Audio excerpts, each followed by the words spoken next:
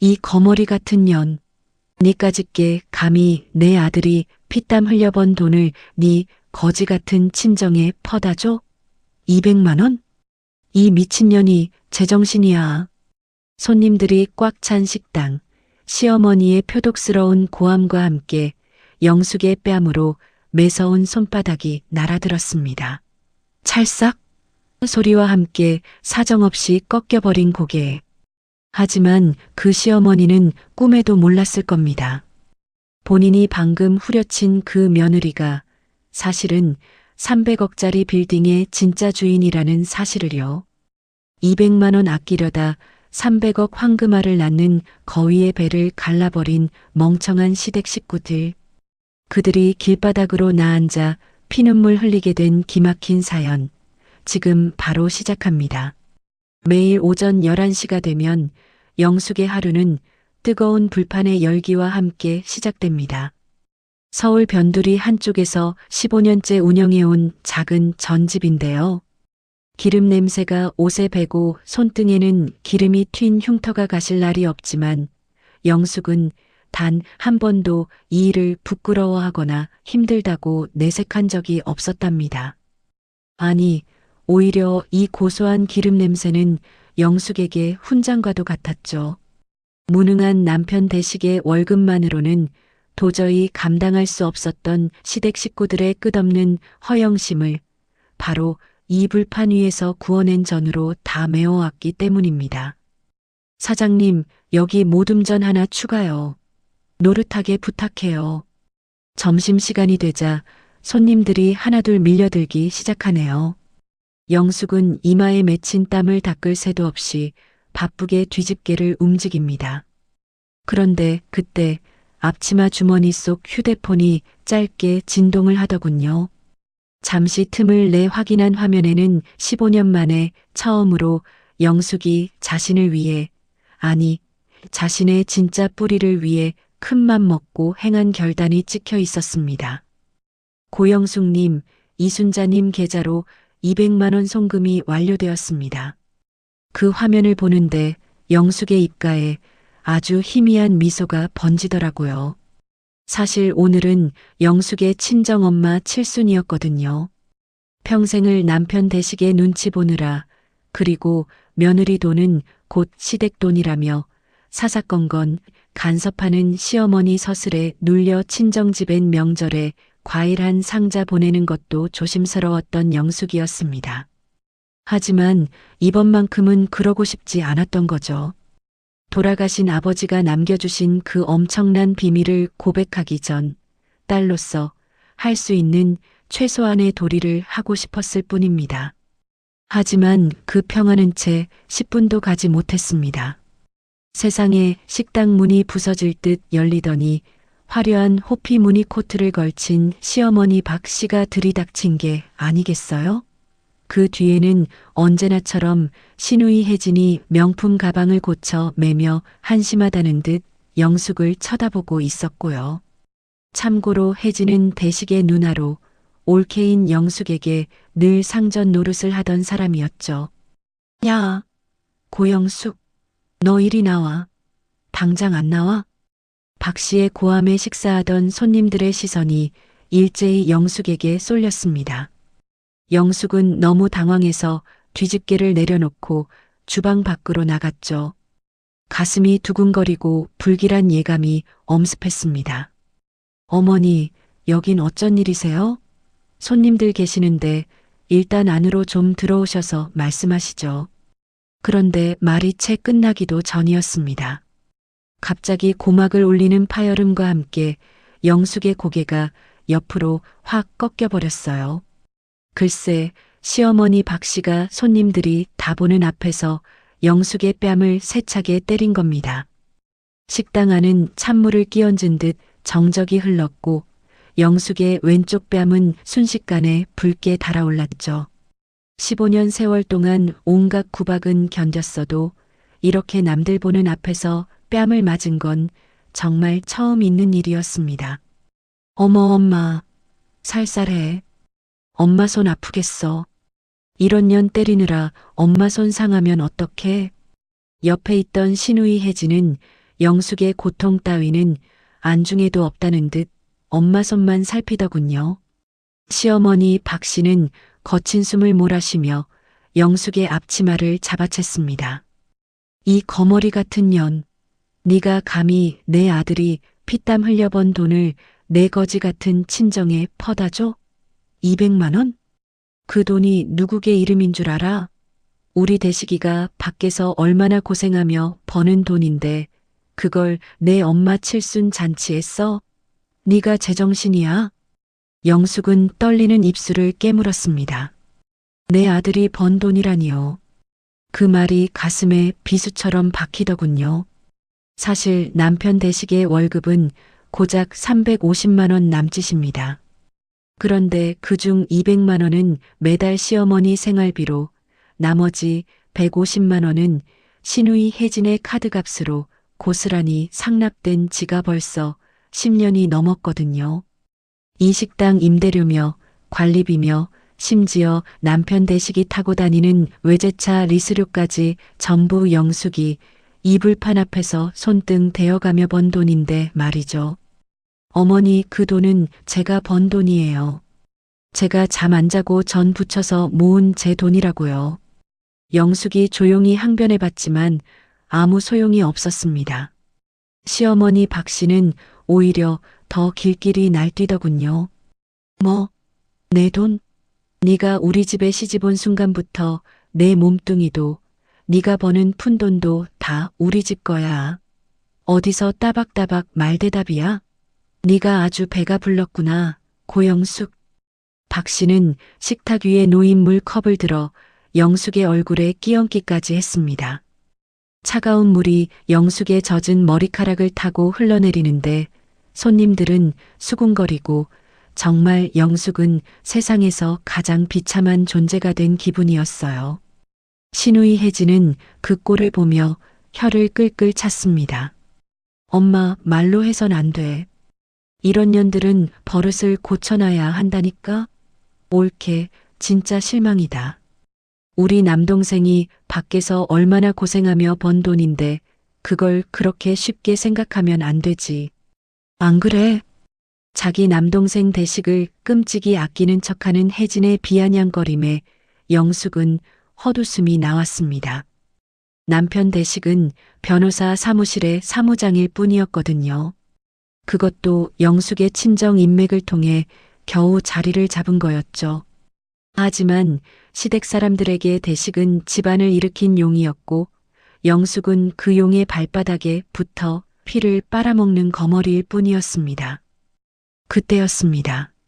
식당 문이 다시 열리며 남편 대식이 들어오더군요. 영숙은 마지막 희망을 품고 남편을 바라봤습니다.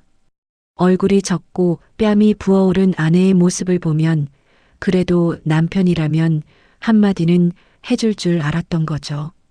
15년 산 정이 있는데 설마 모른 척 하겠나 싶었습니다. 여보. 영숙이 애처롭게 불렀지만 남편의 반응은 정말 절망적이었습니다. 아내의 상태를 보고도 시어머니 박 씨에게 달려가 어깨를 주무르더라고요. 엄마, 여기까지 왜 오셨어요? 혈압 오르시게. 고영숙, 당신은 왜 자꾸 엄마 화나게 만들어? 200만 원이 작은 돈이야? 당신이 생각이 있는 거야, 없는 거야? 일단 사과부터 해. 당신이 잘못했네. 남편 대식의 목소리는 너무나도 평온했습니다. 아내의 수치심보다 어머니의 혈압이, 그리고 자신의 아내가 더 중요한 남자였던 거죠. 영숙은 그 순간 깨달았습니다. 지난 15년 동안 자신이 지켜온 것은 따뜻한 가정이 아니라 괴물들이 사는 지옥이었다는 사실을요. 영숙은 자신을 구경거리로 만든 시댁 식구들을 한 명씩 눈에 담았습니다. 탐욕스러운 시어머니, 이기적인 시누이 혜진, 그리고 비겁한 남편 대식까지요. 그런데 그들의 머리 위로 돌아가신 친정아버지의 얼굴이 겹치더군요. 영수가 대식이는 그릇이 작은 놈이다. 네가 가진 그 보물을 절대 일찍 보여주지 마라. 네가 이 집안에서 사람 대접을 받을 때 그때 비로소 그 열쇠를 건네주거라. 아버지의 유언은 하나도 틀린 게 없었습니다. 사실 영숙은 오늘 아버지가 남긴 300억 빌딩의 공동명의 서류를 남편에게 깜짝 선물로 주려고 했거든요. 남편 기 한번 제대로 살려주려고 말이죠. 하지만 그 서류는 이제 영숙의 가방 깊숙한 곳에서 갈기갈기 찢겨야 할 휴지 조각이 되어버렸습니다. 영숙은 젖은 얼굴을 닦지도 않은 채 차갑게 식은 눈으로 시어머니 박 씨를 쳐다보며 말했습니다. 어머니, 방금 제 뺨 때리신 거 평생 후회하시게 될 거예요. 뭐, 인연이 끝까지. 너 오늘 진짜 죽어볼래? 어디서 눈을 그렇게 떠? 시어머니가 다시 손을 치켜들었지만 영숙은 그 손을 허공에서 꽉 잡아챘습니다. 이전에 없던 강한 힘의 시어머니 박 씨의 눈이 휘둥그레졌죠. 이제 제 인생에서 어머니 아들 거머리 떼어주듯 떼어낼 거니까요. 각오하세요. 당신들이 누리던 그 가짜 천국 오늘로 끝입니다. 영숙은 시어머니의 손을 획 뿌리치고 주방으로 들어가 앞치마를 벗어 던졌습니다. 15년의 헌신이 단 한 대의 뺨으로 끝이 난 순간이었고 동시에 시댁 식구들에게는 300억의 기회가 영원히 날아간 순간이었습니다. 식당 안의 공기는 영숙의 서늘한 기운에 순식간에 얼어붙었고 영숙은 이제 자신이 가야 할 길을 분명히 보고 있었습니다. 식당에서 뺨을 맞고 물세례를 받은 영숙은 엉망이 된 몰골로 거리로 나섰습니다. 비가 오려는지 하늘은 잔뜩 찌푸려 있었고 영숙의 마음은 그보다 더 어둡고 축축하게 가라앉아 있었죠. 젖은 머리카락에서 떨어지는 물방울이 옷깃을 적셨지만 영숙은 그저 멍한 정신으로 자신의 집 강남의 그 아파트로 향했습니다. 15년 전 결혼할 때 친정아버지께서 남편 기 좀 살려주라며 전세 자금을 보태주셨던 바로 그 집입니다. 그런데 엘리베이터에서 내려 복도 끝 자신의 집 앞에 도착한 영숙은 그만 자리에 얼어붙고 말았어요. 현관문 앞 복도에 아무렇게나 내팽개쳐진 커다란 쓰레기 봉투들과 낡은 가방들이 보였기 때문입니다. 이게 다 뭐야? 가까이 다가가 확인한 가방 안에는 영숙이 아끼던 옷가지들과 15년 동안 써온 일기장, 그리고 친정엄마 이순자 여사가 정성스레 지어보냈던 누비이불까지 쓰레기처럼 뒤섞여 있었답니다. 마치 주인이 버린 폐기물처럼 말이죠. 영숙의 손이 파르르 떨리기 시작한 그때 현관문이 벌컥 열리더니 시어머니 박 씨와 시누이 혜진이 보란 듯이 서 있더군요. 식당에서 대식과 함께 먼저 집으로 돌아왔던 그들은 영숙이 오기만을 기다렸다는 듯이 이미 짐 정리를 끝내놓은 상태였습니다. 아직도 안 가고 여기서 뭐해? 내가 분명히 말했지. 친정이 그렇게 좋으면 거기 가서 평생 살라고. 시어머니 박 씨는 영숙의 발밑에 남아있던 신발 한 짝을 마저 던지며 표독스럽게 소리쳤습니다. 혜진은 그 옆에서 팔짱을 낀 채 비웃음을 흘리고 있었고요. 혜진은 대식의 누나로서 평소에도 올케인 영숙을 마치 자기 집 식모 부리듯 하던 사람이었죠. 올케, 우리 엄마 성격 알잖아.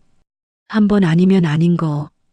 그리고 내 남동생 대식이도 당신한테 정이 다 떨어졌대요. 칠순 잔치에 200만 원이나 펑펑 쓰는 여자랑은 더는 못 살겠다는데 어떻게? 우리가 참아주는 것도 한계가 있지.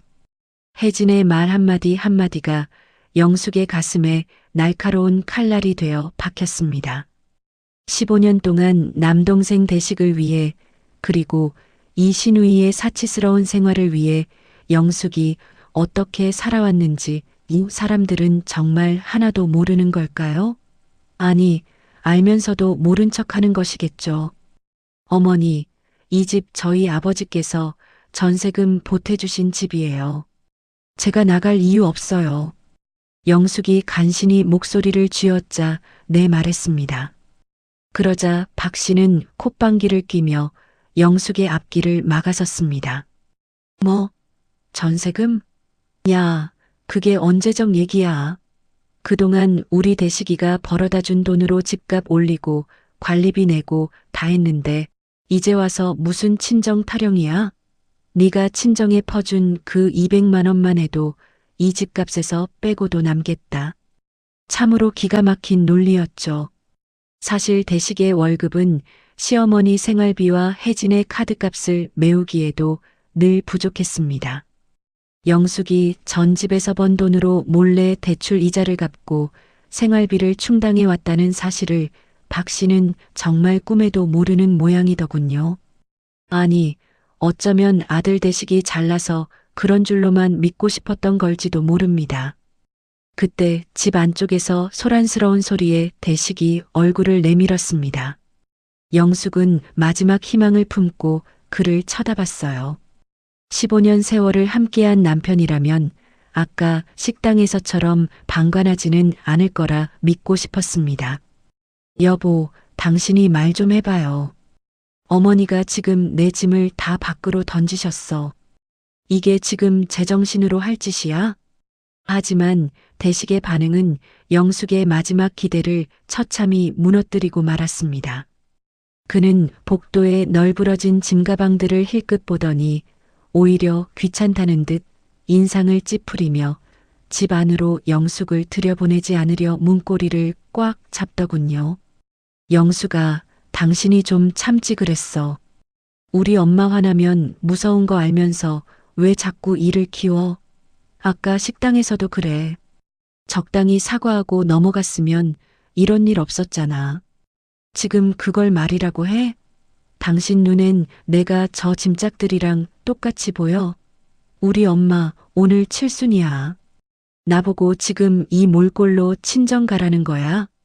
영숙의 외침에 대식은 짜증스럽게 손사래를 쳤습니다. 아, 그러니까 왜 돈을 그렇게 마음대로 보내서 엄마를 자극하냐고. 나 지금 머리 아파 죽겠어. 일단 짐 챙겨서 장모님 댁 가 있어. 나중에 내가 연락할 테니까 어서. 대식은 말을 마치자마자 영숙의 손을 거칠게 뿌리치고는 안으로 쏙 들어가 버렸습니다. 뒤이어 시어머니 박 씨와 혜진이 역시 우리 아들이다. 우리 남동생이 현명해라며 영숙의 얼굴 바로 앞에서 현관문을 쾅 닫아버렸죠. 복도에 홀로 남겨진 영숙은 차가운 바닥에 주저앉았습니다. 15년의 세월이 이 낡은 가방 몇 개와 쓰레기 봉투에 담겨버려졌다는 사실이 도저히 믿기지 않았습니다. 영숙은 떨리는 손으로 짐을 하나둘 챙겨 친정집으로 향했습니다. 어머니 이순자 여사가 기다리고 있을 그곳 말이죠. 가는 내내 영숙의 머릿속에는 아까 식당에서 시어머니가 끼얹은 물보다 더 차가운 분노가 소용돌이쳤습니다. 친정엄마 이순자 여사는 갑자기 짐을 들고 나타난 딸의 모습에 깜짝 놀라며 눈물을 글썽였지만 영숙은 아무 말 없이 엄마를 꼭 안아주었습니다. 엄마 미안해. 내가 너무 바보같이 살았어. 이제 그만하려고. 진짜 내 인생 살려고. 영숙은 그날 밤 잠든 이순자 여사의 얼굴을 보며 조용히 휴대폰을 켰습니다. 그리고는 15년 동안 자신이 관리해왔던 모든 경제적 끈들을 하나씩 확인하기 시작했죠. 시어머니 박 씨의 이름으로 발급된 백화점 BVIP 카드. 사실 그 결제 계좌는 영숙의 통장과 연결되어 있었습니다. 시누이 혜진이 매달 명품 가방을 사대던 카드의 한도 역시 영숙이 보증을 서준 덕분에 유지되고 있었고요. 뿐만 아니라 남편 대식이 타고 다니는 외제차의 리스료, 아파트 관리비, 심지어 시어머니가 매달 받아먹는 비싼 한약값까지 그 모든 줄기가 영숙이라는 뿌리에서 뻗어나가고 있었습니다. 영숙은 차갑게 미소 지었습니다. 시어머니가 말했죠. 며느리 몸뚱이도 며느리가 버는 푼돈도 다 시댁 거라고요. 그래요, 어머니.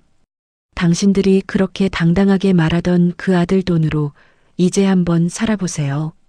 거머리가 떨어져 나간 뒤에 당신들의 삶이 얼마나 비참해질지 내가 똑똑히 보여드릴게요.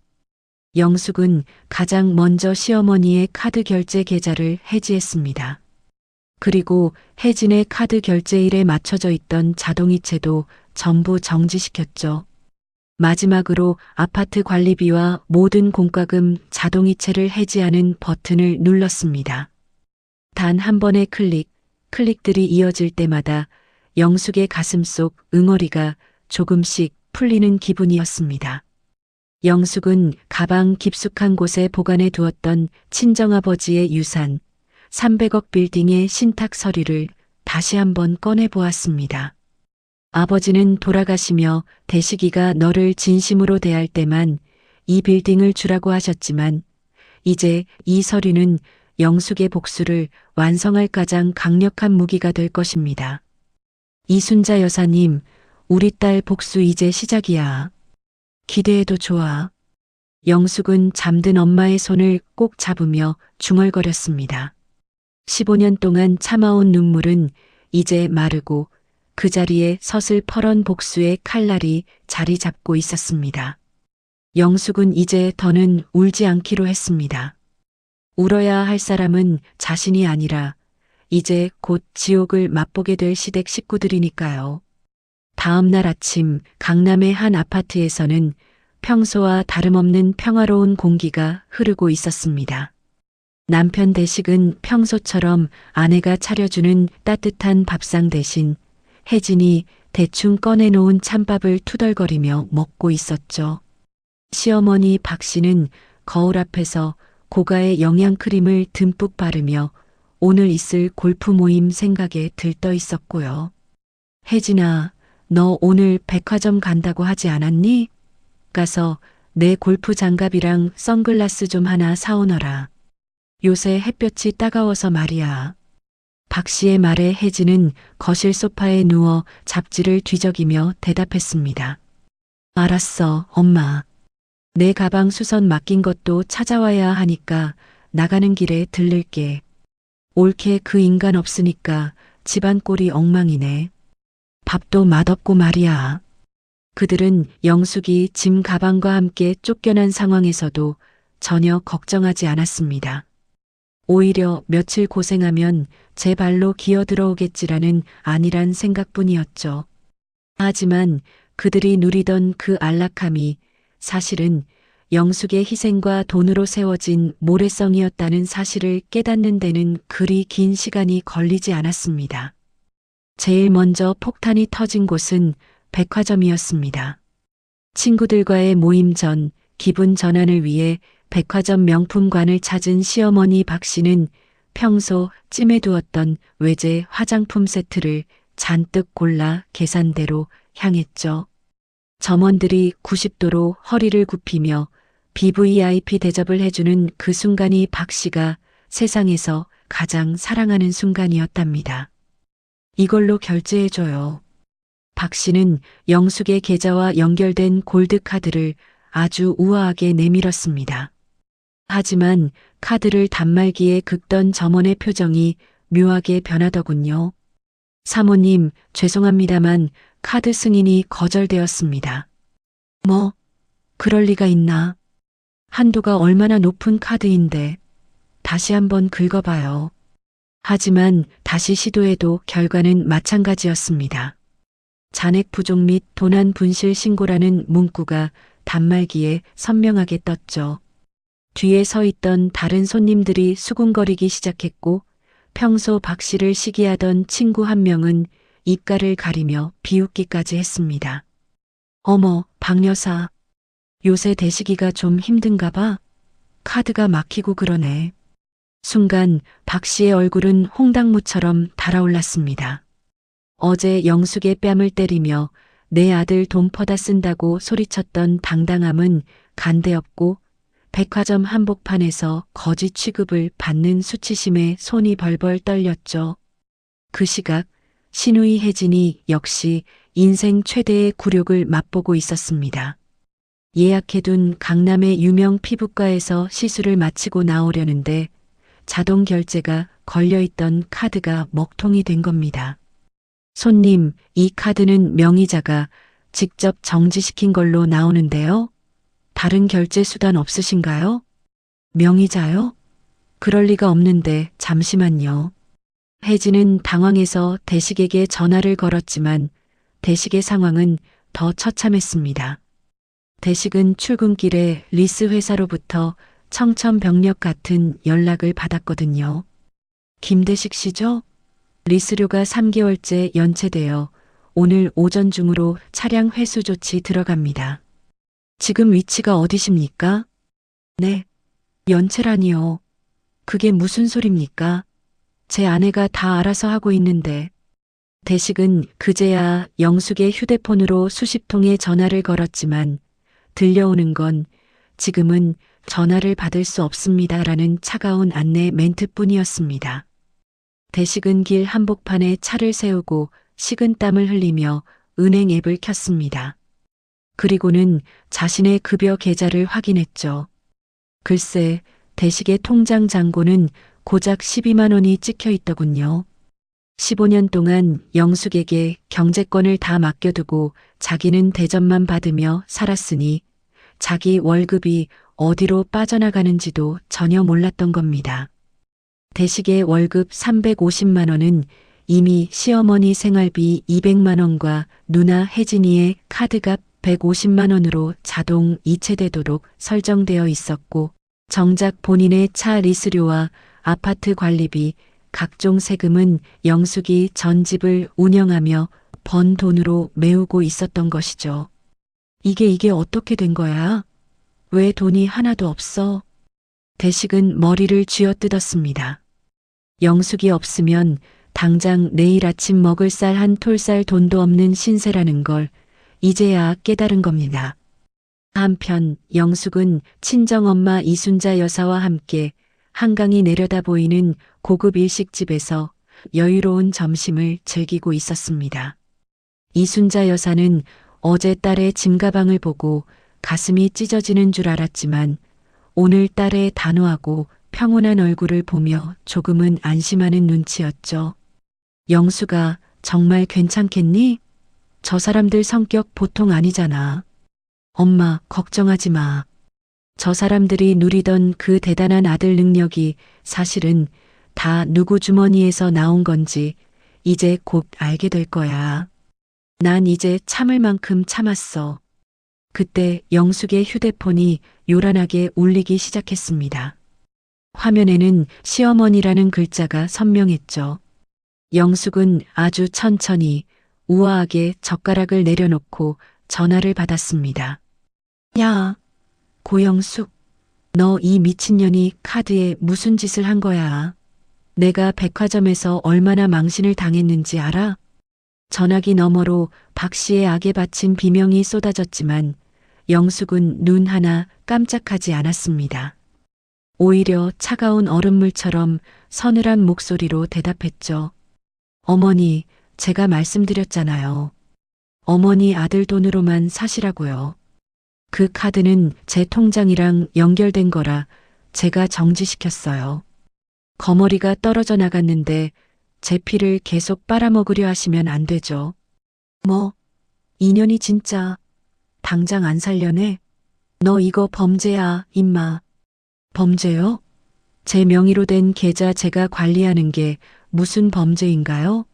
아, 그리고 형님한테도 전해주세요.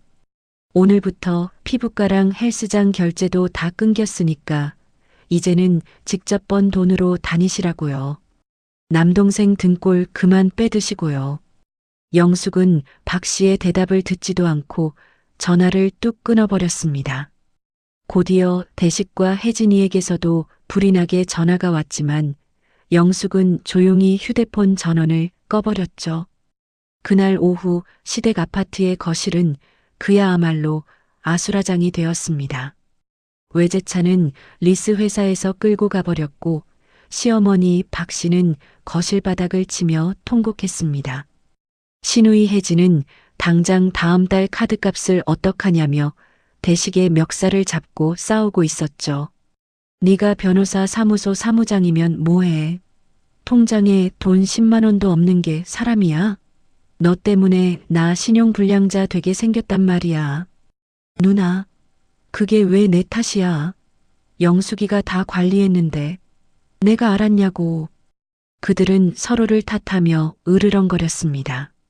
15년 동안 영숙이라는 거대한 나무 그늘 아래서 비 한 방울 안 맞고 살던 괴물들은 그 그늘이 사라지자마자 서로를 핥히는 짐승으로 변해버렸답니다.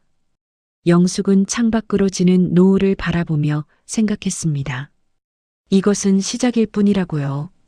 이제 그들이 그토록 무시했던 친정엄마 이순자와 자신에게 어떤 천벌을 받게 될지 이제부터가 진짜 복수의 막이 오르는 순간이었습니다. 어둠이 깔린 강남의 아파트 거실. 평소라면 은은한 조명 아래서 영숙이 차려준 과일을 먹으며 하하오 웃음꽃이 피었을 공간이지만 지금은 냉기가 뚝뚝 떨어지는 정막만이 가득했습니다. 관리비 미납으로 인해 단전 예고 통지서가 현관문에 붙었고 거실 한쪽에서는 시동생 상준이 머리를 쥐어뜯으며 괴성을 지르고 있었죠. 아, 진짜. 내 차 어떡할 거야. 형수한테 빨리 전화 좀 해봐. 길 한복판에서 견인차에 끌려가는 게 말이 돼? 내 체면이 뭐가 되냐고.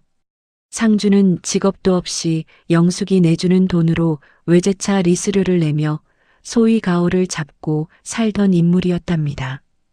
그런 그에게 차를 뺏긴 건 목숨을 뺏긴 것과 다름없는 충격이었겠죠. 하지만 대식은 대답할 기력조차 없었습니다. 자신의 휴대폰에도 카드사에서 온 한도 초과와 정지 문자만 수십 통이 쌓여 있었거든요. 야, 김상준. 지금 내 차가 문제야? 나 오늘 피부과에서 얼굴에 마취 크림 바르고 누워있다가 쫓겨났어. 결제가 안 된다잖아, 결제가. 내 망신은 어쩔 거야. 누나 혜진이 역시 악을 쓰며 거들었습니다. 명품 가방을 휘두르며 사치스럽게 살던 그녀에게 사람들 보는 앞에서 카드가 거절당한 건 평생 씻을 수 없는 치욕이었을 겁니다. 시어머니 박 씨는 아예 소파에 누워 앓는 소리를 내고 있었죠. 아이고, 내 팔자야, 거머리 같은 년이 정말 작정을 했구나. 대식아, 너 마누라 교육을 어떻게 시킨 거냐? 네가 번 돈으로 먹고 사는 년이 감히 시어머니 카드를 정지시켜? 이건 명백한 절도야, 절도. 박 씨는 여전히 상황 파악을 못하고 있었습니다. 그 카드의 결제 대금이 아들 대식의 월급이 아니라 영숙이 전 집을 운영하며 모은 돈에서 나간다는 걸 인정하고 싶지 않았던 거죠. 대식은 그제야 낮은 목소리로 은조렸습니다.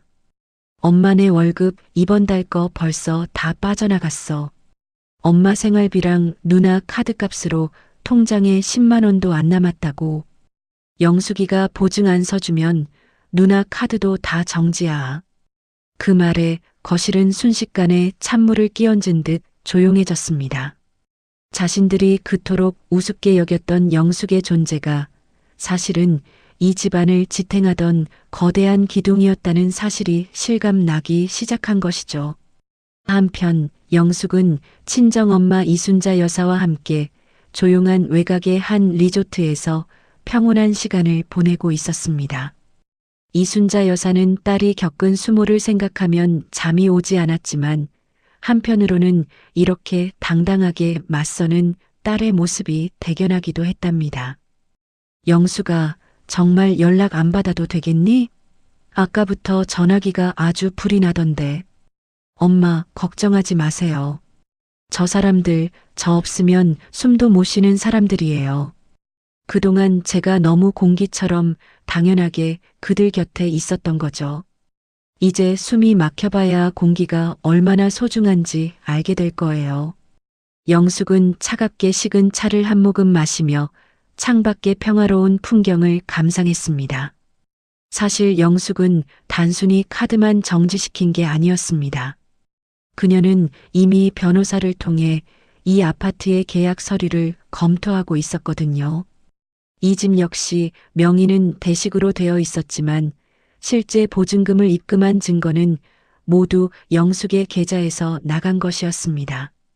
그때였습니다.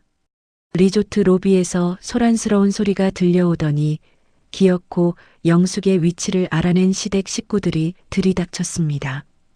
대식과 혜진, 그리고 얼굴이 벌개진 박씨까지 말이죠. 야, 고영숙, 너 여기 숨어 있었냐? 너 이리 나와. 박씨의 고함에 리조트 직원들이 당황하며 제지하려 했지만 막무가내였습니다. 영숙은 아주 천천히 자리에서 일어나 그들을 맞이했습니다. 예전처럼 허둥지둥 달려가 머리를 조아리는 모습은 어디에도 없었죠. 어머니, 공공장소에서 이렇게 소란을 피우시면 곤란해요. 품위 지키셔야 하죠. 영숙의 서늘한 말투에 박 씨는 잠시 멈칫했지만 곧이어 혜진이 독설을 내뱉었습니다. 옳게, 너 미쳤어? 우리 엄마 골프 모임도 못 가게 만들고 내 카드까지 정지시키면 어쩌자는 거야? 우리가 무슨 거지야? 당장 카드 살려내. 안 그러면 가만 안 둬. 형님, 거지가 아니라면 직접 번 돈으로 가방 사고 피부과 다니시면 되잖아요. 남동생이 겨우 사무장으로 일해서 번 돈, 제가 보태주지 않으면 당신들 한 달 식비도 안 남는 거 모르셨어요? 아, 하긴 모르셨겠죠. 그동안 제가 다 메워줬으니까요. 영숙의 팩트 폭격에 혜진은 얼굴을 붉히며 입을 다물지 못했습니다. 남편 대식은 한 발 늦게 끼어들어 영숙의 팔을 잡으려 했죠. 영숙아, 일단 돌아가자. 우리 엄마 연세도 있으신데 이러면 안 되잖아. 당신이 보냈다는 그 200만 원, 내가 안 물어볼게. 그러니까 제발 예전처럼 돌아가자, 응? 대식의 말은 사과가 아니라 회유였습니다. 여전히 영숙을 돈 나오는 기계로만 보고 있는 그 비겁한 태도에 영숙은 헛웃음이 나왔습니다. 여보, 당신은 아직도 상황 파악이 안 돼? 당신 어머니가 내 뺨을 때리고 내 짐을 쓰레기장에 던졌어. 당신은 그걸 보고도 엄마 혈압 걱정만 했고, 내가 왜 돌아가야 해? 당신들이 말하던 그 거머리 노릇, 이제 지겨워서 못하겠어. 영숙은 가방에서 서류 한 뭉치를 꺼내 테이블 위에 내려놓았습니다. 그것은 다름 아닌 이 아파트의 명도, 소송 준비 서류와 채무 불이행 통지서였습니다. 어머니, 이 집 전세금 우리 아버지가 해주신 거예요. 대식 씨 명의로 되어 있지만 돈의 출처는 분명히 저죠. 제가 오늘자로 전세자금 반환 소송 시작했어요. 이 집 비워주셔야 할 겁니다. 아, 그리고 상준이 차 리스료 연체된 거, 그것도 제가 보증선 거라 리스 회사에 차량 회수 정당하다고 통보했어요. 뭐, 인연이 너 정말 미쳤구나. 네가 우리 집안을 망치려고 작정을 했어. 어머니, 이제 그 손 함부로 휘두르지 마세요. 폭행죄로 고소하기엔 증인이 너무 많거든요. 그리고 이순자 여사님, 제 친정 엄마한테 사과 한마디 없이 나타나서 또 행패 부리시는 거 제가 다 기록하고 있어요. 위자료 청구할 때 아주 유용하게 쓰일 겁니다. 영숙의 목소리는 너무나도 평온해서 오히려 소름이 끼칠 정도였습니다. 시댁 식구들은 이제야 깨달았습니다. 자신들이 건드린 건 순한 양이 아니라 15년 동안 발톱을 숨기고 있던 사자였다는 사실을요. 영숙은 다시 자리에 앉아 이순자 여사의 찻잔을 채워주며 덧붙였습니다. 대식 씨, 오늘부터 당신들 휴대폰 요금도 끊길 거야. 그것도 다 내 카드 결제였거든. 연락하고 싶으면 공중전화라도 찾아서 해. 아, 물론 내가 받을 일은 없겠지만.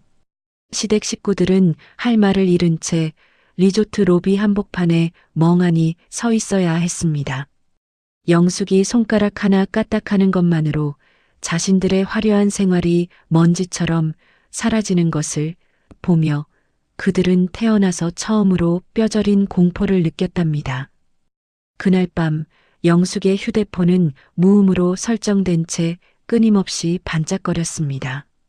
혜진이의 바락 섞인 문자, 상준이의 구걸하는 메시지, 그리고 대식의 비굴한 간청까지 부재중 전화는 어느새 50통을 넘어가고 있었죠. 하지만 영숙은 그 화면을 보며 아주 우아하게 미소 지었습니다. 어머니, 이제 시작이에요. 당신이 탐냈던 그 200만 원이 사실은 당신들 인생 전체의 가격이었다는 걸 곧 알게 되실 거예요.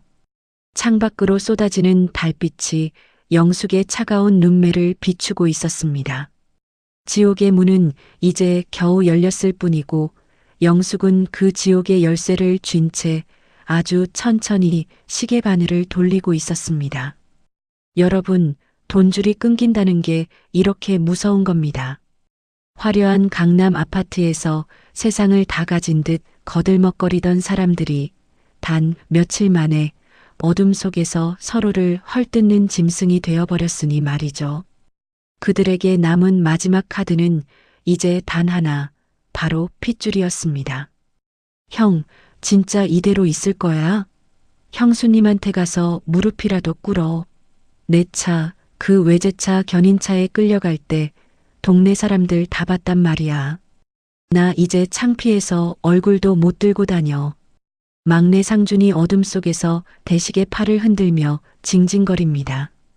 직업도 없이 형수가 찔러주는 돈으로 허세를 부리던 그에게 리스료 미납으로 뺏긴 차는 목숨과도 같았겠죠. 하지만 대식 역시 제정신이 아니었습니다. 야, 김상준, 지금 내 차가 문제냐? 나 내일 당장 회사 어떻게 가?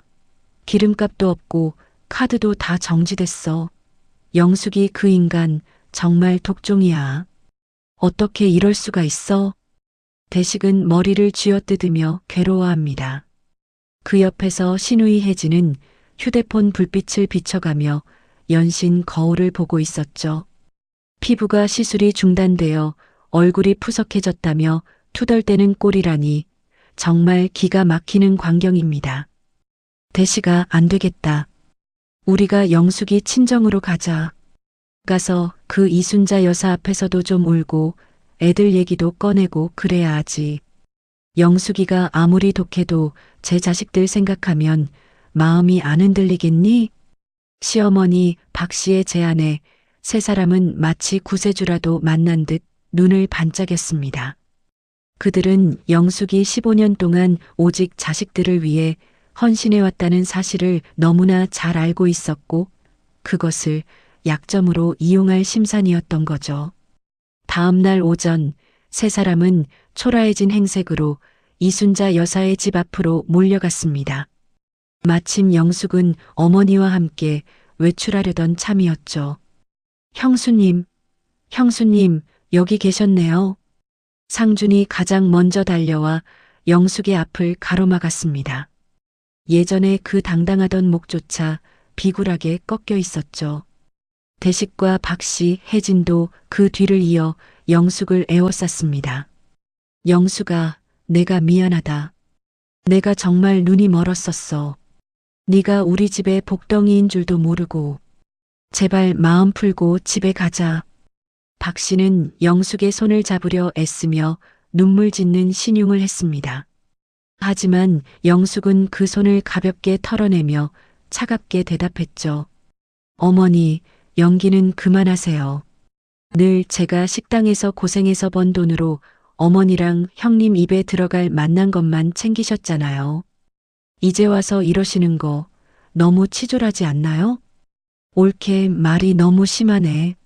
그래도 피는 물보다 진한 거야. 당신이 아무리 화가 나도 우리 남동생 대식이랑 애들 아빠라는 사실은 안 변해. 자식 얼굴 봐서라도 한 번은 참아줘야 하지. 이게 뭐야? 온 동네 망신 다 시키고. 신우이 혜진의 말에 영숙은 헛웃음을 터뜨렸습니다.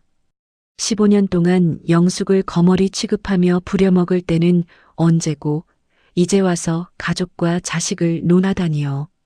형님, 그 피보다 진한 게 돈이라는 거 형님이 제일 잘 보여주셨잖아요. 제 카드로 명품 가방 사 모으실 땐 제가 올케가 아니라 금송아지 같으셨죠? 근데 제 친정엄마 칠순에 200만 원 보냈다고 제 뺨을 때린 분이 누구였더라? 영숙의 시선이 박 씨를 향했습니다. 박 씨는 당황하며 말을 더듬었죠.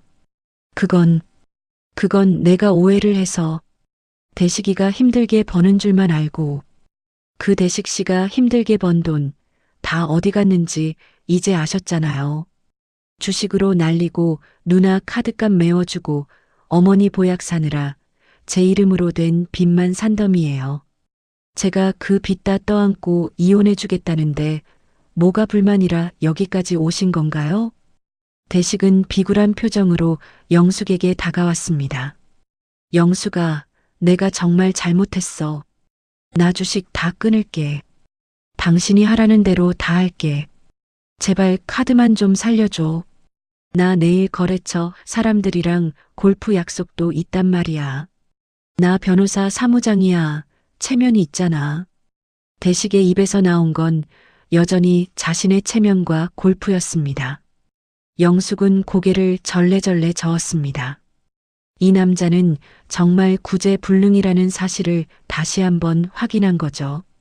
뒤에서 지켜보던 이순자 여사가 참다 못해 한마디 거들었습니다. 자네들 사람이라면 이럴 수는 없는 법이네.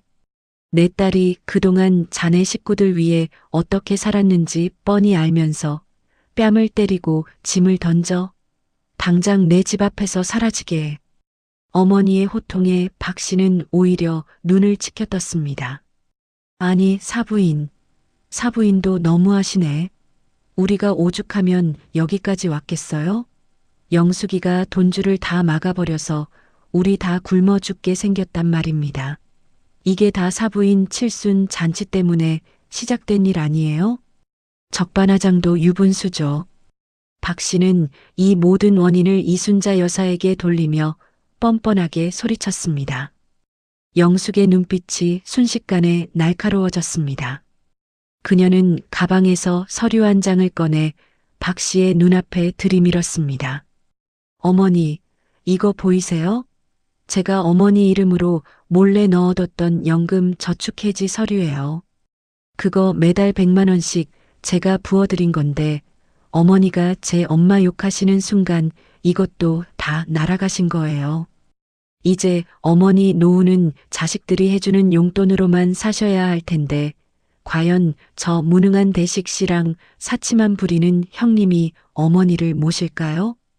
박 씨의 얼굴이 순식간에 흑빛으로 변했습니다. 혜진과 상준도 서로의 눈치만 살피며 입을 꾹 다물었죠. 그들은 영숙이 베풀던 호의가 사라지는 것이 얼마나 무서운 일인지 이제야 온몸으로 체감하고 있었습니다. 상준 씨도 잘 들어요.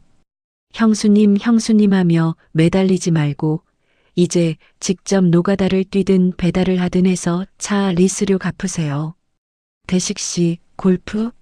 당신 골프채 이미 제가 다 중고장터에 올려서 팔아버렸어. 당신이 내 카드 몰래 긁어서 산 거니까 내 거 맞지? 영숙은 차갑게 선언하고는 이순자 여사를 모시고 차에 올랐습니다. 시댁 식구들은 차 주변을 에워싸며 소리를 질렀지만 영숙은 망설임 없이 시동을 걸었습니다. 영숙아, 고영숙, 너 정말 이러면 천벌받아. 자식들이 다 보고 있다고. 대식의 절규가 멀어지는 백미러 너머로 보였습니다. 영숙은 조용히 핸들을 잡으며 생각했습니다.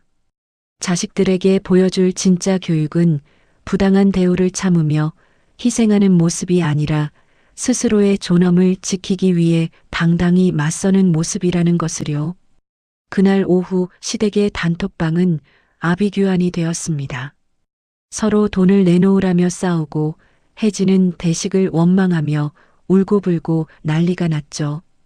영숙은 그들의 비굴한 부재중 전화를 하나하나 지워나가며 15년 묵은 체증이 완전히 씻겨 내려가는 듯한 해방감을 느꼈습니다.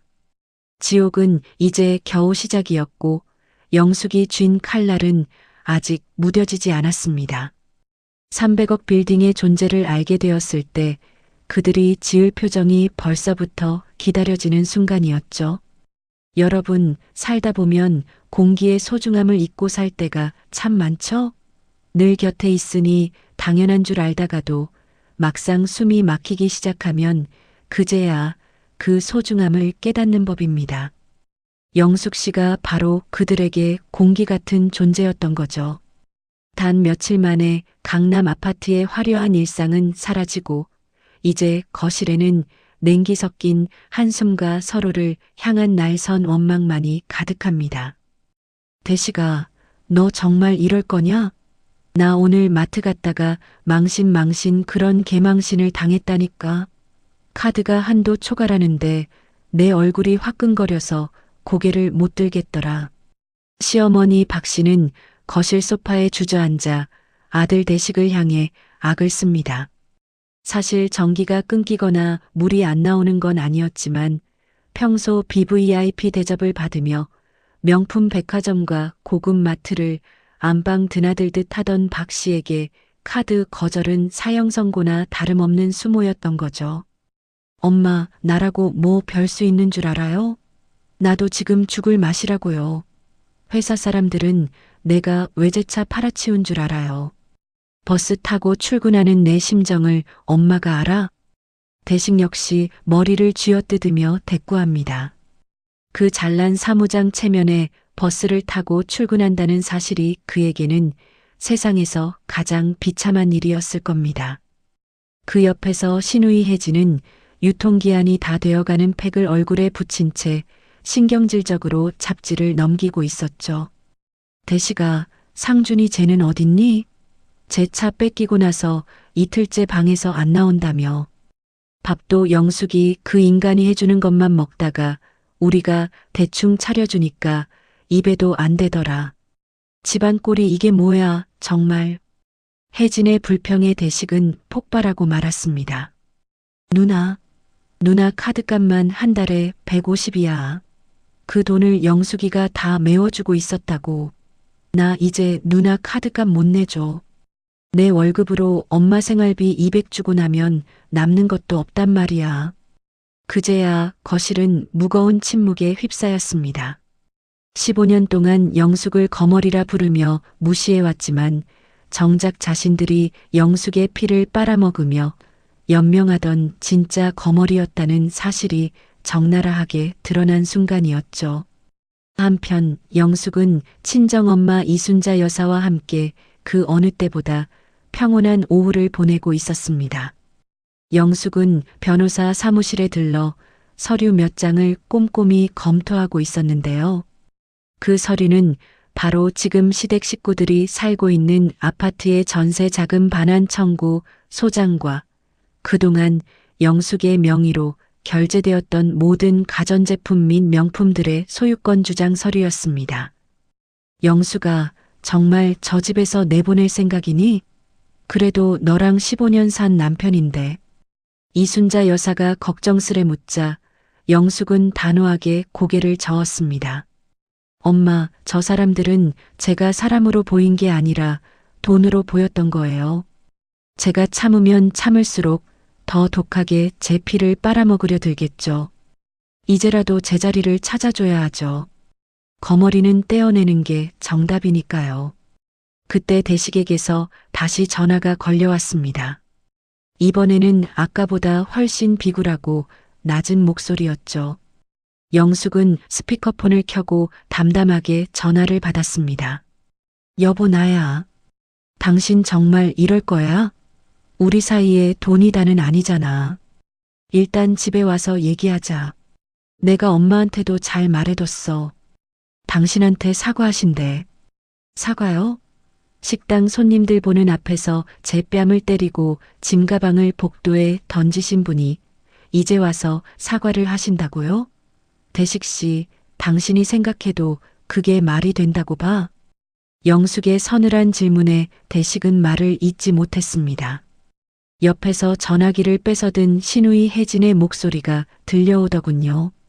옳게, 나 형님이야. 당신 너무 유세 부리는 거 아니야? 그래, 우리가 좀 심했던 건 인정해. 하지만 가족끼리 이렇게까지 해야 하겠어? 나 내일 친구들 모임 있는데 카드 한도만 좀 늘려줘. 망신당하기 싫단 말이야. 혜진은 여전히 정신을 못 차리고 자신의 체면만 챙기고 있었습니다. 영숙은 헛웃음을 터뜨리며 대답했죠. 형님, 그 체면 직접 벌어서 지키세요. 형님, 남동생 대식 씨 월급으론 형님 카드값 택도 없다는 거 이제 아셨잖아요. 아, 그리고 상준 씨한테도 전해주세요. 형수님 하며 매달려도 소용없다고요. 본인이 타고 다니던 차 리스료 연체돼서 신용 불량자 되게 생겼던데 그것도 직접 해결하라고 하세요. 뭐, 옳게. 당신 정말 이럴 거야? 혜진이 비명을 질렀지만 영숙은 차갑게 덧붙였습니다. 아, 그리고 하나 더 알려드릴까요? 지금 당신들이 살고 있는 그 집, 전세 계약 조만간 끝나요. 보증금은 우리 아버지가 해주신 거니까 제가 다 회수할 거고요. 다음 달까지 집 비우실 준비하세요. 안 그러면 강제 집행 들어갈 거니까. 전화기 너머로 시어머니 박 씨의 비명 섞인 통곡 소리가 들려왔습니다. 뭐, 길바닥으로 내쫓겠다고? 이 독한 년, 네가 인간이야?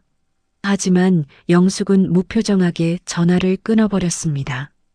영숙은 자리에서 일어나 가방을 챙겼습니다. 이제 그녀의 발걸음은 친정아버지가 남긴 진짜 유산 300억 빌딩을 향하고 있었죠.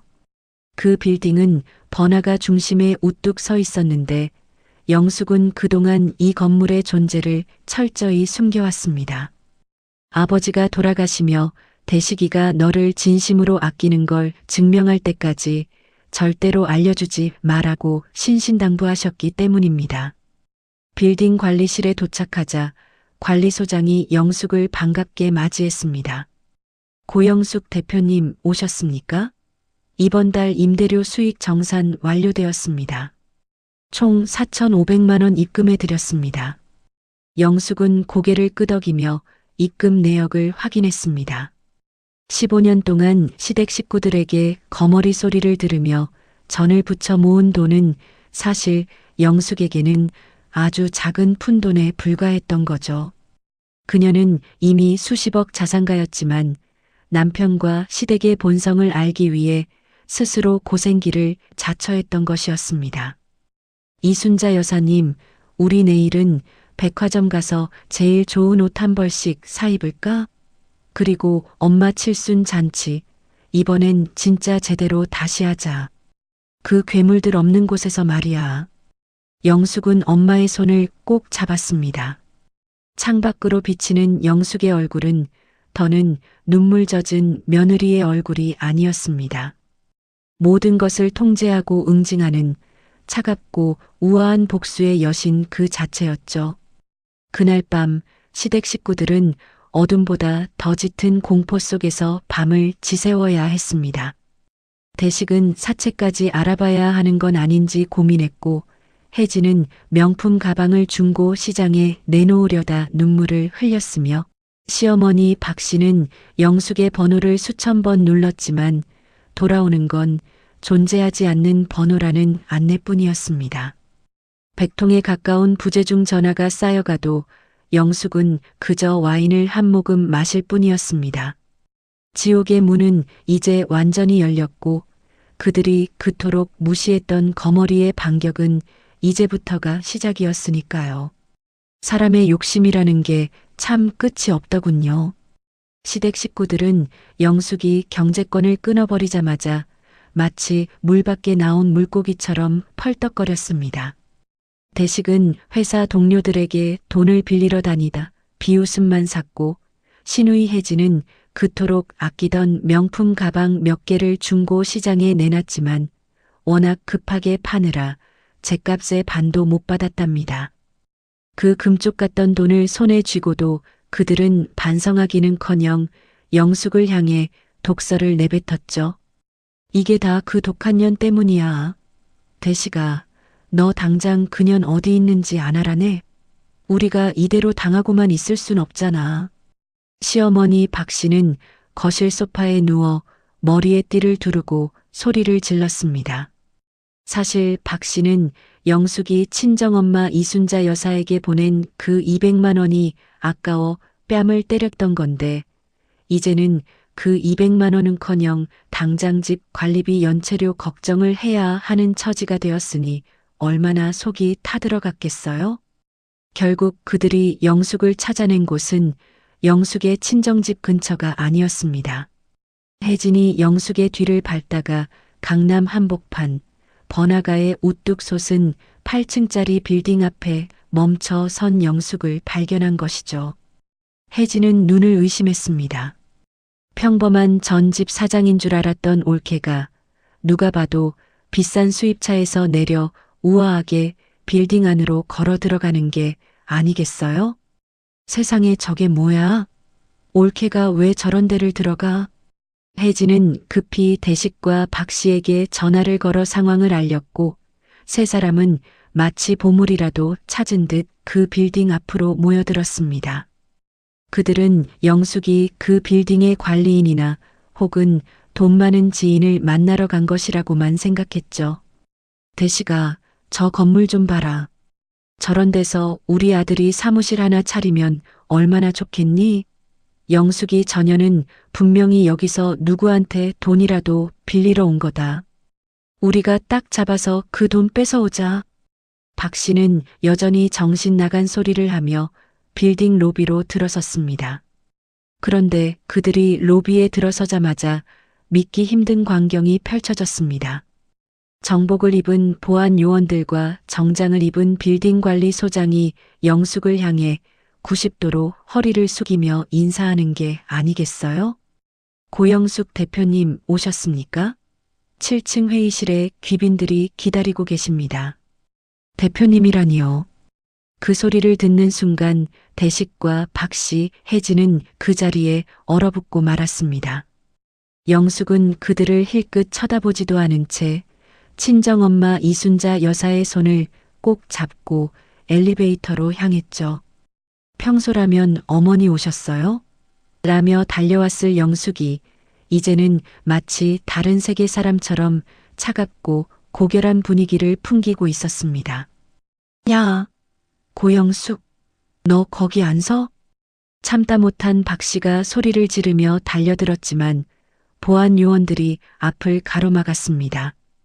대식 역시 당황해서 소리쳤죠. 영숙아, 이게 다 뭐야?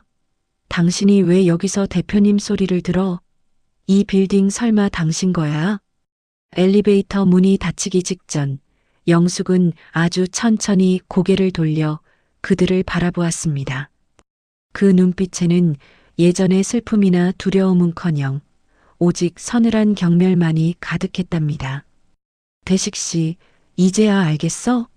당신들이 거머리라 부르며 뺨을 때렸던 내가 사실은 당신들 인생 전체를 사고도 남을 빌딩의 주인이라는 걸.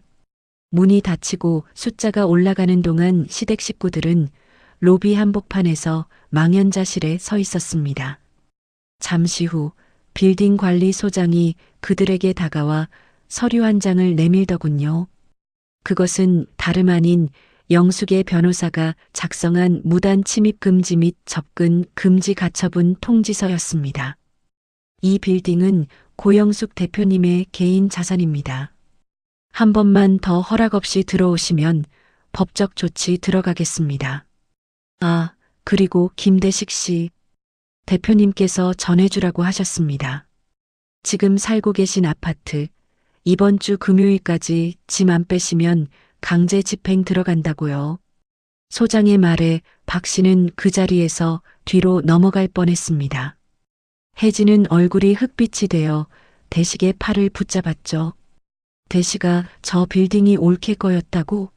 300억은 넘어 보이는데 우리 정말 미쳤었나 봐. 저런 금송아지를 두고 뺨을 때렸다고? 엄마, 우리가 무슨 짓을 한 거야? 혜진의 비명에 박 씨는 이제야 사태의 심각성을 깨달은 듯 가슴을 치며 통곡하기 시작했습니다. 그들이 탐냈던 그 알량한 200만 원 때문에 평생을 호강하며 살 수 있었던 300억짜리 기회를 제 발로 걷어차버린 셈이니까요. 그날 저녁 시댁 아파트의 분위기는 그 어느 때보다 처참했습니다. 대식은 술병을 든 채 거실 바닥에 앉아 있었고 혜진은 어떻게든 영숙의 마음을 돌려보겠다며 문자를 수백 통씩 보내고 있었죠. 하지만 영숙의 번호는 여전히 수신 거부 상태였습니다. 엄마, 우리 어떡해? 나 신용카드 다 정지돼서 오늘 김밥도 못 사 먹었단 말이야. 형수한테 가서 빌자. 응? 무릎이라도 꿇자고. 상준 역시 방에서 나와 울먹이며 말했습니다. 평소 형수님 소리는커녕 무시하기 바빴던 그가 이제는 형수님을 구제주처럼 부르고 있는 꼴이 참 가관이었습니다. 하지만 영숙은 그들의 비굴한 모습에 더는 관심이 없었습니다. 그녀는 빌딩 꼭대기층에서 친정엄마 이순자 여사와 함께 야경을 내려다보며 와인을 잔에 따랐죠. 엄마, 아버지가 왜 이 빌딩을 숨기라고 하셨는지 이제야 알 것 같아. 저 사람들은 제 진심을 본 게 아니라 제 주머니 속 돈만 봤던 거야. 만약 내가 처음부터 이 건물이 있다고 말했으면 아마 더 끔찍하게 제 피를 빨아먹었겠지. 이순자 여사는 딸의 손을 따뜻하게 잡았습니다. 15년 동안 딸이 겪은 수모가 이 야경처럼 멀게만 느껴지는 순간이었죠. 영수가 이제 고생 그만해라. 내 인생 이제부터가 진짜 시작이야. 영숙은 조용히 미소 지으며 휴대폰을 켰습니다. 부재중 전화 100통. 그 숫자는 더는 영숙에게 상처가 되지 않았습니다. 오히려 그건 가해자들이 내지르는 비명소리처럼 경쾌하게 느껴질 뿐이었죠. 영숙은 그 번호들을 하나하나 차단 목록에 올리며 15년 묵은 체증을 시원하게 씻어내렸습니다. 지옥은 이제 겨우 문턱을 넘었을 뿐입니다. 다음 날 아침 영숙이 보낸 이삿짐 센터 직원들이 그들의 집 앞에 들이닥쳤을 때 시댁 식구들이 겪게 될 진짜 몰락은 이제부터가 진짜 시작이었거든요. 세상에서 가장 무서운 게 바로 습관이라는 놈입니다. 15년 동안 영숙이 차려주는 밥을 먹고 영숙이 벌어다주는 돈으로 명품을 휘두르던 시댁 식구들에게 가난은 예고 없이 찾아온 재앙과도 같았죠. 아침에 눈을 떴을 때 주방에서 풍기던 고소한 찌개 냄새 대신 냉장고에 텅 빈 냉기만이 그들을 맞이했으니까요. 엄마, 배고파 죽겠어. 냉장고에 먹을 게 하나도 없잖아. 형수님은 대체 언제까지 연락이 안 되는 거야? 상주는 이제 형수님이라는 호칭이 입에 착 달라붙었습니다. 며칠 전만 해도 무시하기 바빴던 형수 영숙이 이제는 자신의 끼니를 해결해줄 유일한 구해주가 된 셈이죠. 하지만 대식은 소파에 널브러진 채 대답할 기력조차 없었습니다. 자신의 휴대폰에는 독촉 전화와 문자만 가득했거든요. 그때였습니다. 초인종 소리도 없이 현관문이 거칠게 열리더니 검은 작업복을 입은 사내들이 들이닥쳤습니다. 바로 영숙이 보낸 이삿짐 센터 직원들이었죠. 김대식 씨 되시죠? 명도 집행 통보 받으셨을 겁니다. 지금부터 짐 뺍니다. 아니, 이게 무슨 소리예요? 아직 일주일이나 남았잖아요. 대식이 당황해서 소리쳤지만 사내들은 눈 하나 깜짝하지 않고 거실의 소파와 텔레비전을 드러내기 시작했습니다. 시어머니 박 씨는 거실 바닥에 주저앉아 통곡을 했죠. 아이고, 내 팔자야. 며느리라는 년이 시어머니를 길바닥으로 내쫓는구나. 동네 사람들, 이것 좀 보세요. 이 집안 망하게 생겼어. 하지만 박 씨의 곡소리는 아무런 힘이 없었습니다. 오히려 복도에서 이 광경을 지켜보던 이웃 주민들의 수군거림이 그녀의 가슴을 찔렀죠. 평소 우리 아들이 변호사 사무소 대단한 사람이다. 우리 며느리는 내 말 한마디면 꼼짝 못한다며 허세를 부리던 박 씨의 실체가 낱낱이 공개되는 순간이었거든요. 신우이 혜진은 자신의 화장대와 명품 가방들이 박스에 담기는 것을 보며 비명을 질렀습니다. 이거 다 내 거야. 올케가 사준 거니까 내 거라고. 손님, 이 물건들도 소유권 분쟁 중이라 리스트 작성해서 따로 보관될 겁니다. 일단 몸만 나오시죠. 신우이 혜진은 절망하며 바닥에 주저앉았습니다. 자기가 그토록 자랑하던 그 가짜 인생들이 하나씩 포장 박스 속으로 사라지는 것을 보며 그녀는 태어나서 처음으로 뼛속까지 시린 수치심을 느꼈답니다. 결국 그들이 쫓겨나 도착한 곳은 강남의 화려한 아파트와는 비교도 할 수 없는 서울 변두리의 낡은 빌라 3층이었습니다. 보증금도 없어 영숙이 남편 대식의 퇴직금 적립금을 미리 가압류하여 마련해준 말 그대로 생존만을 위한 공간이었죠. 퀴퀴한 곰팡이 냄새와 좁은 거실을 본 시어머니 박 씨는 다시 한번 기절할 듯 쓰러졌습니다. 대식아, 우리가 어쩌다 이런 데까지 왔니? 그 빌딩 주인이라는 년이 우리를 이런 구덩이에 처박다니. 엄마, 이제 그만 좀 하세요. 이게 다 누구 때문인데. 엄마가 그날 식당에서 뺨만 안 때렸어도 우리가 저 빌딩에서 사장 소리 들으며 살았을 거 아냐. 대식의 원망 섞인 고함에 거실은 순식간에 찬물을 끼얹은 듯 조용해졌습니다. 맞습니다. 그들이 탐냈던 그 200만 원, 영숙이 친정엄마 이순자 여사에게 보냈던 그 돈이 사실은 300억 빌딩으로 가는 입장권이었다는 사실을 이제야 뼈저리게 실감하고 있었던 거죠. 밤이 깊어지자 시댁 식구들은 번갈아가며 영숙에게 전화를 걸기 시작했습니다. 처음에는 화를 내고 그 다음에는 애원을 하다가 나중에는 제발 살려달라며 울며불며 메시지를 보냈죠. 영숙아, 내가 미안하다. 내가 눈이 멀었었어. 제발 전화 좀 받아다오. 마이너스 시어머니 박씨 형수님, 저 상준이에요. 차 리스료만 해결해 주시면 저 내일부터 당장 노가다라도 뛸게요. 제발이요. 마이너스 시동생 상준 올케 나야. 내가 그동안 너무했지? 우리 만나서 얘기 좀 하자. 응? 마이너스 신우이 혜진. 하지만 영숙의 휴대폰은 그저 차가운 침묵만을 지키고 있었습니다. 영숙은 이미 친정엄마 이순자 여사와 함께 조용한 숲속 별장에서 휴식을 취하고 있었거든요. 영숙은 잠들기 전 휴대폰 화면에 찍힌 부재중 전화 100통이라는 숫자를 가만히 들여다보았습니다. 예전 같으면 이 숫자를 보고 가슴이 두근거리고 미안함에 잠을 설쳤겠지만 지금은 그저 아무런 감흥도 없는 무의미한 숫자일 뿐이었죠. 영숙은 단 한 번의 망설임도 없이 전체 삭제 버튼을 눌렀습니다. 15년 동안 쌓여온 그들의 탐욕이 단 1초 만에 화면에서 지워지는 것을 보며 영숙은 아주 깊고 편안한 잠에 들 수 있었답니다. 다음 날 아침 낡은 월세방에서 눈을 뜬 대식은 자신의 핸드폰에 찍힌 문자를 보고 경악했습니다. 영숙이 보낸 마지막 통보였죠.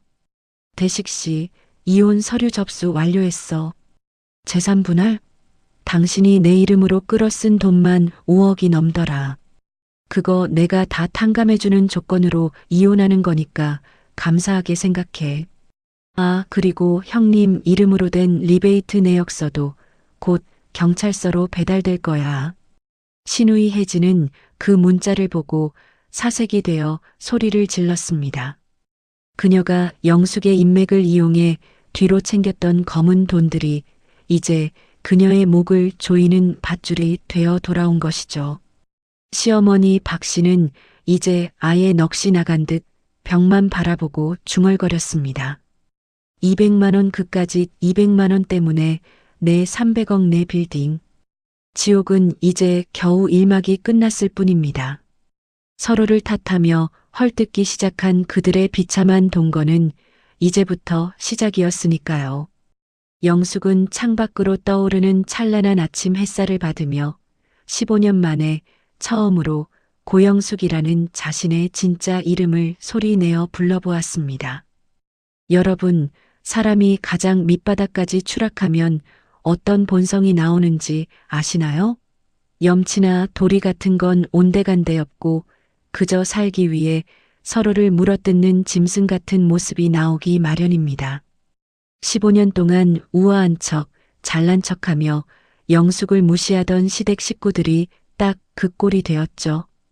오늘은 그들이 마지막 남은 자존심까지 내던지고 영숙의 빌딩 앞에서 벌이는 추악한 소동, 그 9번째 이야기를 시작합니다. 번화가 한복판에 우뚝 솟은 영숙의 300억 빌딩 앞. 이른 아침부터 이곳은 구경거리를 찾는 사람들로 술렁이기 시작했습니다. 빌딩 입구에는 며칠 전만 해도 강남 아파트에서 거들먹거리던 시어머니 박 씨와 시누이 혜진, 그리고 남편 대식이 초라한 행색으로 자리를 잡고 앉아 있었거든요. 그들은 영숙을 만나기 위해, 아니 정확히는 영숙의 돈을 다시 뜯어내기 위해 마지막 발악을 시작한 것이었습니다. 아이고, 세상 사람들아. 이것 좀 보세요. 며느리라는 년이 300억 빌딩 주인이면서 시어머니를 길바닥에 나앉게 만들었어요. 이 독한 년 좀 보라고요. 시어머니 박 씨는 지나가는 사람들의 바짓가랑이를 붙잡을 기세로 곡소리를 내며 울부짖었습니다. 하지만 사람들의 시선은 싸늘하기만 했죠. 낡고 해진 옷을 입고 바닥에 주저앉아 소리를 지르는 박 씨의 모습에서는 예전에 그 위엄 있던 시어머니의 모습은 눈 씻고 찾아볼 수 없었답니다. 그 옆에서 시누이 혜진은 얼굴을 가린 채 안절부절 못하고 있었습니다. 사실 시누이 혜진에게는 박 씨보다 더 급한 불이 떨어져 있었거든요. 영숙이 경찰서에 넘긴 리베이트 내역서 때문이었죠. 시누이 혜진이 영숙의 인맥을 이용해 납품업체들로부터 뒤로 챙긴 검은 돈들이 꼬리에 꼬리를 물고 드러나기 시작한 겁니다. 엄마, 그만 좀 해. 창피해 죽겠어. 지금 올케가 경찰에 넘긴 서류 때문에 나 당장 감옥 가게 생겼단 말이야. 가서 빌자고 했지. 누가 이렇게 소리 지르라고 했어? 이년아, 빌어서 될 일이면 내가 벌써 빌었지. 저 독종이 마음을 돌릴 것 같냐? 이렇게라도 해서 사람들의 이목을 끌어야 우리한테 돈 한 푼이라도 쥐어줄 거 아니야. 박 씨와 시누이 혜진은 그 와중에도 서로를 탓하며 으르렁거렸습니다. 남편 대식은 소주병을 든 채 멍하니 빌딩 꼭대기를 바라보고 있었죠. 자기가 15년 동안 발바닥처럼 부리던 아내가 사실은 이 거대한 건물의 주인이라는 사실이 술기운에도 도저히 믿기지 않는 모양이었습니다. 그때였습니다. 빌딩 정문이 열리며 검은색 세단 한 대가 멈춰 섰습니다. 차문이 열리고 눈부시게 세련된 정장을 입은 영숙이 내려왔죠. 그녀의 곁에는 인자한 미소를 띤 친정엄마 이순자 여사가 함께였습니다. 영숙의 모습은 그야말로 대표님이라는 호칭이 아깝지 않을 만큼 우아하고 당당했습니다. 영숙아, 내가 잘못했다. 영숙이 나타나자마자 박 씨는 무릎을 꿇고 기어와 영숙의 구두를 붙잡았습니다. 내가 눈이 멀어서 그랬어. 그날 뺨 때린 거, 내 손목을 분질러 버리고 싶을 만큼 후회한다. 제발 우리 대식이 봐서, 내 자식들 봐서라도 한 번만 살려다오. 우리 지금 당장 쌀 한 톨 쌀 돈이 없어. 박 씨의 비굴한 절규에도 영숙의 표정은 한치의 흔들림도 없었습니다. 영숙은 아주 천천히 박 씨를 내려다보며 말했죠. 어머니, 제가 말씀드렸잖아요. 그날 제 뺨 때리신 거 평생 후회하시게 될 거라고요. 어머니가 아까워하던 그 200만 원, 그게 사실은 어머니의 노후였고 이 빌딩의 지분이었어요. 본인 손으로 그 기회를 다 날려버리시고 이제 와서 왜 이러세요? 신우이 혜진도 영숙에게 달려들었습니다. 다급해진 그녀는 영숙의 옷자락을 붙잡으며 애원하기 시작했죠. 옳게, 제발요. 저 경찰 조사받게 생겼어요. 올케가 써주신 탄원서 한 장이면 돼요. 저 감옥 가면 우리 집안 풍비박산 나는 거 아시잖아요. 제발 올케. 영숙은 신우이 혜진을 향해 서늘한 미소를 지어 보였습니다. 형님, 제가 형님이라 불러드리는 것도 오늘이 마지막이에요. 형님이 제 뒤에서 받아 챙긴 그 돈들, 제가 15년 동안 몰랐을 것 같나요? 저는 형님이 스스로 멈추길 기다렸어요. 하지만 형님은 제 친정엄마 칠순 잔치마저 망치려 드셨죠. 이제 법의 심판을 받으세요. 그게 형님이 지은 죄의 대가니까요. 대식은 술 냄새를 풍기며 영숙에게 다가오려 했지만 빌딩 보안 요원들에게 가로막혔습니다. 대식은 허탈한 웃음을 터뜨리며 소리쳤죠. 영수가 300억 그 건물이 있으면 나한테 미리 말을 했어야 하지. 내가 우리 엄마 그렇게 안 놔뒀을 거 아냐. 네가 우리를 시험한 거야? 응? 어떻게 마누라가 남편을 속여. 영숙은 대식을 뚫어지게 쳐다보았습니다. 15년 세월이 무색하게 느껴질 만큼 초라하고 추악한 남자의 얼굴이었죠. 대식 씨, 아버지가 왜 이 건물을 숨기라고 하셨든지 이제야 알겠어. 당신은 내가 아니라 내 돈을 사랑했던 거니까. 내가 전 집에서 전 부쳐 벌어오는 푼돈은 무시하면서 이 빌딩은 탐이나 당신은 남편 자격도 아빠 자격도 없어. 이혼 서류에 도장이나 찍어. 영숙은 박 씨가 잡고 있던 옷자락을 차갑게 뿌리쳤습니다. 그리고는 보안 요원들에게 지시했죠. 이분들 영업 방해로 신고하세요. 그리고 우리 건물 앞에서 다시는 서성거리지 못하게 법적으로 조치해 주시고요. 영숙은 뒤도 돌아보지 않고 빌딩 안으로 걸어 들어갔습니다. 시댁 식구들은 보안 요원들에게 끌려나가며 악을 쓰고 저주를 퍼부었지만 이미 그들의 목소리는 번화가의 소음에 묻혀 아무런 힘도 발휘하지 못했습니다. 그날 오후 시댁 식구들은 낡은 월세방으로 돌아와 서로를 향해 물건을 집어 던지며 싸웠습니다. 박 씨는 아들 대식을 무능하다고 구박했고 신우이 혜진은 엄마 때문에 인생 망쳤다며 통곡했죠. 지옥은 불길 속에 있는 게 아니라 사랑이 사라진 자리에서 서로를 증오하며 사는 바로 그 방 안에 있었던 겁니다. 영숙은 빌딩 집무실 의자에 앉아 창밖의 풍경을 내려다보았습니다. 15년 동안 억눌려 있던 가슴이 뻥 뚫리는 기분이었죠. 친정엄마 이순자 여사는 딸의 어깨를 토닥여 주었습니다. 영수가 고생 많았다. 이제 내 인생의 주인으로 살아라. 영숙은 조용히 고개를 끄덕였습니다. 15년의 세월, 거머리라는 소리를 들으며 지켜온 인내가 마침내 찬란한 자유로 돌아온 순간이었죠. 이제 마지막 챕터만이 남았습니다. 모든 법적 절차를 마무리하고 그들이 다시는 영숙의 인생에 발을 들이지 못하게 할 완벽한 마침표 말이죠. 그로부터 1년이라는 시간이 흘렀습니다. 계절은 몇 번을 바뀌어 다시 따스한 봄바람이 불어오고 있었죠. 하지만 영숙이 떠난 뒤 남겨진 시댁 식구들에게 그 1년은 마치 100년 같은 고통의 시간이었습니다. 강남의 화려한 아파트에서 쫓겨나 낡은 월세방으로 밀려났던 시어머니 박 씨는 이제 혼자서 그 방을 지키고 있었습니다. 아들 대식은 이혼 후 재산 분할은커녕 영숙이 대납해 주었던 빚 독촉에 시달리다 결국 신용불량자가 되어 공사장을 전전하게 되었죠. 한때 변호사 사무소의 위세당당한 사무장이었던 남자는 이제 매일 아침 인력시장에서 자신의 이름을 불러주기만을 기다리는 처량한 신세가 되었답니다. 신우이 혜진의 처지는 더욱 비참했습니다. 영숙이 넘긴 리베이트 증거들로 인해 결국 법정 구속을 면치 못했고 1년의 실형을 살고 나온 그녀를 기다리는 건 아무것도 없었습니다.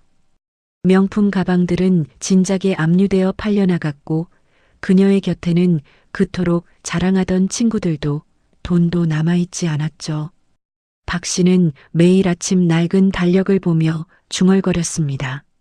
그날 그 전 집에서 그 뺨 한 대만 안 때렸어도 내가 지금 이 빌딩 주인 엄마 소리 들으며 호강하고 살았을 텐데 그놈의 200만 원이 뭐라고. 박 씨는 매일같이 영숙의 빌딩 근처를 서성였지만 이제는 입구 근처에도 가지 못했습니다. 보안 요원들의 서슬 퍼런 눈빛과 자신을 멸시하는 행인들의 시선이 무서워 멀리서 그 거대한 건물을 바라보며 가슴만 칠 뿐이었죠. 200만 원 아끼려다 300억을 날려버린 대가는 늙어버린 그녀에게 남은 유일한 일과가 되어버렸답니다. 같은 시각 영숙은 세상에서 가장 평온한 아침을 맞이하고 있었습니다. 그녀가 새로 마련한 한강이 내려다 보이는 펜트하우스의 테라스. 영숙은 정성스럽게 우려낸 차를 들고 창밖을 내다보았죠.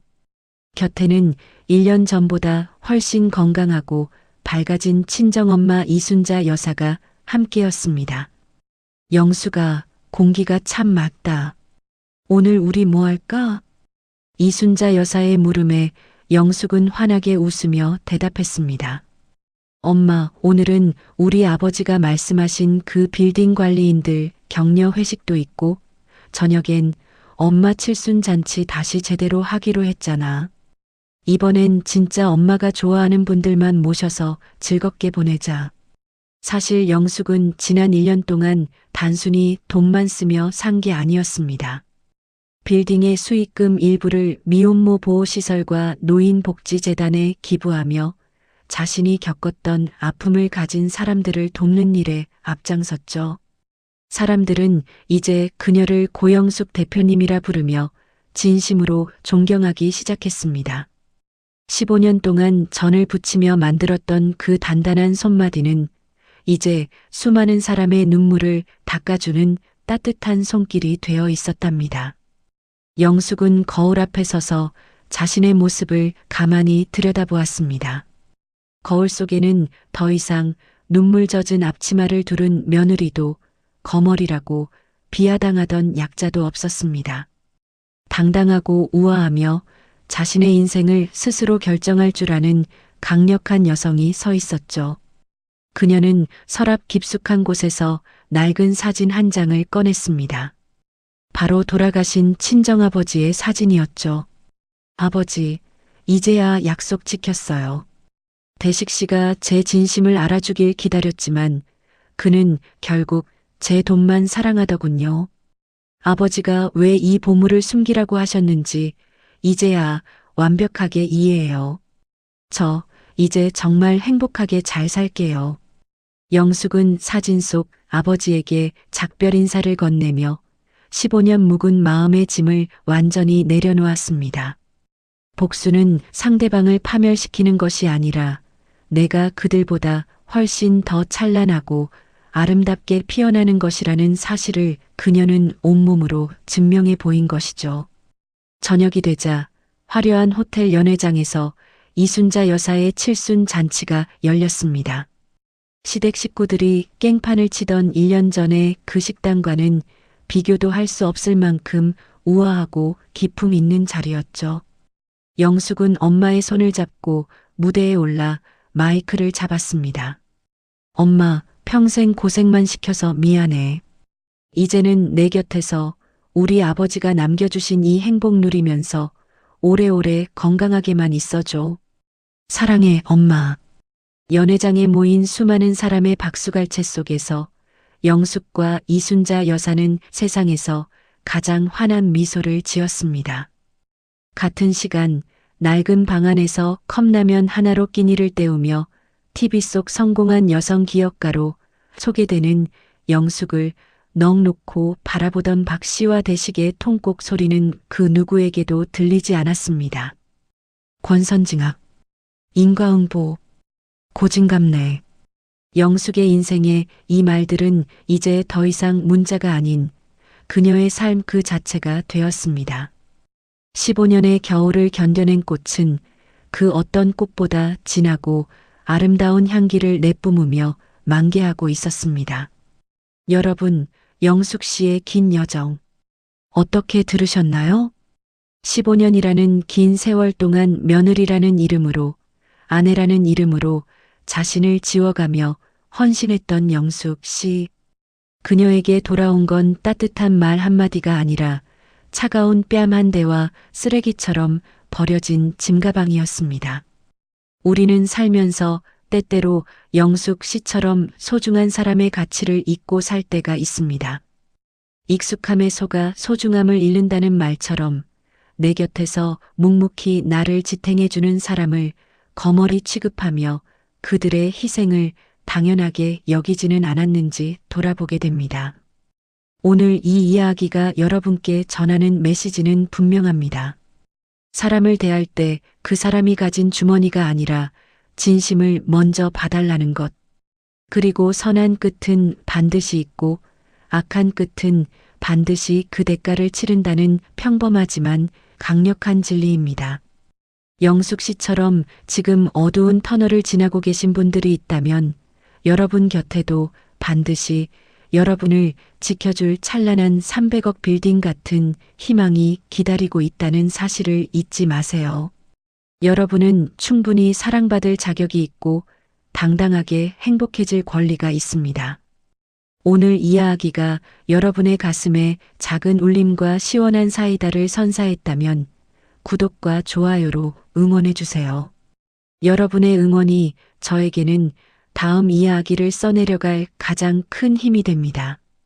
여러분의 생각은 어떠신가요? 영숙 씨의 선택에 응원을 보내고 싶으시다면 댓글로 영숙 씨, 이제는 꽃길만 걸으세요. 라고 따뜻한 한마디 남겨주세요. 제가 하나하나 다 읽어보고 함께 기뻐하겠습니다. 긴 시간 함께 해주셔서 진심으로 감사합니다. 저는 더 통쾌하고 감동적인 이야기로 다시 찾아뵙겠습니다. 오늘도 행복한 하루 되세요.